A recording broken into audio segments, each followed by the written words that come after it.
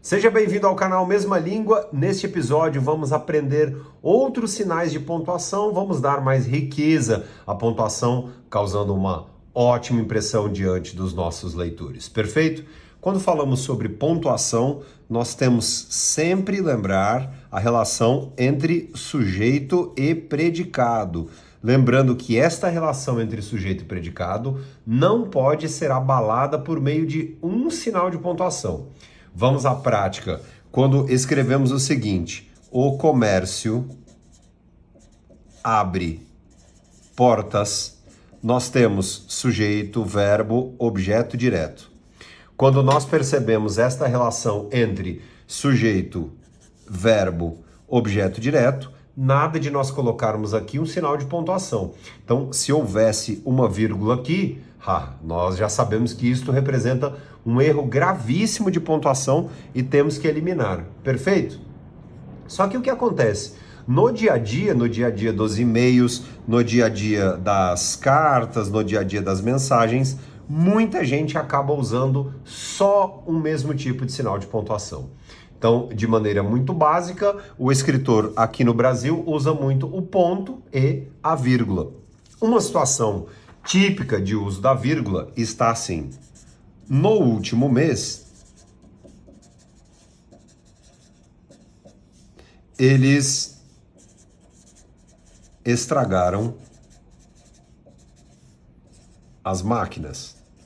Então, nós temos neste caso aqui uma relação entre sujeito, verbo, complemento, e temos de cá também um adjunto adverbial de tempo, um adjunto adverbial temporal. Este tipo de vírgula é muito comum, é uma vírgula corretíssima, está super correta, e de cá percebemos a relação entre sujeito e aqui o famoso predicado, que é justamente a noção entre o verbo e o complemento. Então, este tipo de mensagem aqui é a mensagem mais comum. A maioria dos escritores, dos profissionais, a maioria usa este tipo de pontuação. Vírgula, ponto. Perfeito. Agora, um recurso extremamente interessante está no uso, por exemplo, de um sinal chamado de ponto e vírgula, que é um enumerador. Veja só, o Brasil aposta no capitalismo. Ponto e vírgula. A China aposta no socialismo. Ponto. Nós temos de cá, claro que uma mera relação aqui digamos, fictícia. Não vamos adentrar sob o ponto de vista sobre o campo semântico, mas sim pensaremos no sentido da expressão, mas pensemos na gramática. Então temos de cá o ponto e vírgula. Qual é o objetivo deste sinal nesta estrutura? Aqui nós temos exatamente uma enumeração. Então nós temos, diante de uma mesma ideia, que é uma ideologia, digamos, até um tanto quanto política, né? Nós temos este sinal pautando o quê? Primeira oração, segunda oração. Primeira, segunda. Entre elas, existe o ponto e vírgula. E depois do fim da enumeração, existe o ponto. Pouquíssima gente aborda, pouquíssima gente faz uso de ponto e vírgula como nesta situação aqui. É um sinal bastante saudável e que pode ser mais usado. Então, na sua lista de sinais de pontuação, comece a usar mais o ponto e vírgula. E de cá temos sujeito, verbo, complementação, sujeito, verbo, complementação.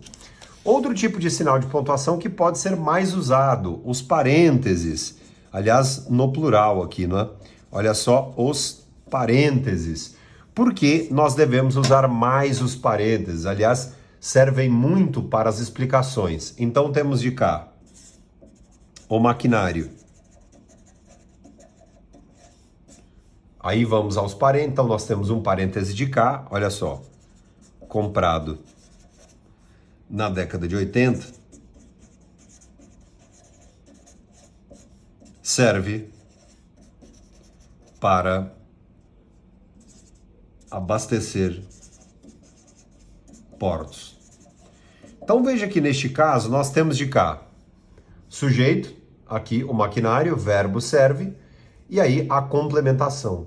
Neste caso, houve o uso dos parênteses exatamente com o intuito de explicação. É um ótimo sinal de pontuação e pode ser usado.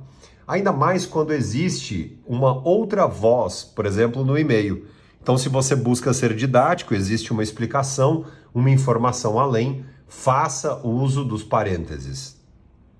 Este tipo de sinal de pontuação vai garantir ali que o seu texto seja um texto bem ordenado, bem pontuado.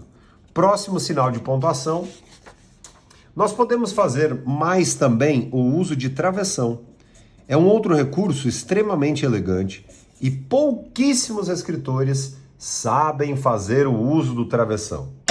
Existem dois caminhos. Um primeiro caminho do uso de travessão como explicação. Aqui nós teríamos uma situação análoga ao exemplo anterior. Veja só que interessante. O Wi-Fi, travessão, recurso de conexão, revolucionou o cotidiano dos brasileiros. O cotidiano. Então nós temos o sujeito de cá, Wi-Fi, o verbo revolucionou e o complemento. Os travessões fazem o quê? Eles fazem o mesmo papel aqui dos parênteses. A maioria dos escritores usaria, no lugar deste tipo de travessão, a maioria usaria a vírgula. E é bem interessante recorrer ao travessão, até para deixar a mensagem um pouco mais rica, dar um ar de riqueza, elegância à mensagem. Ou, por exemplo, nós teríamos o travessão com o mesmo papel dos dois pontos, como neste caso aqui. Veja só. Chegamos a um marco. Travessão. 90 novos clientes. Então nós temos de cá, peguei um trecho, por isso eu usei de cá as reticências.